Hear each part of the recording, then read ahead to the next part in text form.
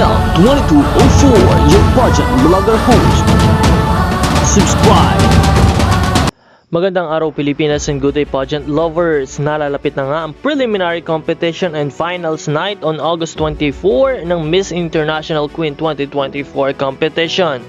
At isa nga sa crown favorite itong si Miss International Queen Philippines Sophia Arcangel na talaga namang batak na batak at talagang ready na to win and wear the crown for this year's competition.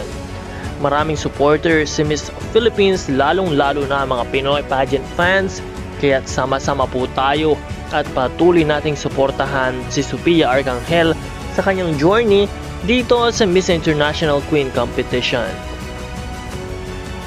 Umpisa pa lang ng kompetisyon ay talaga nakita natin ang consistency at ang improvement ng ating pambato kung kaya't she is ready to win and wear the crown for this year's competition ng Miss International Queen.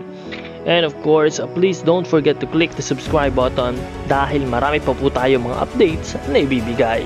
Maraming salamat sa iyong panonood.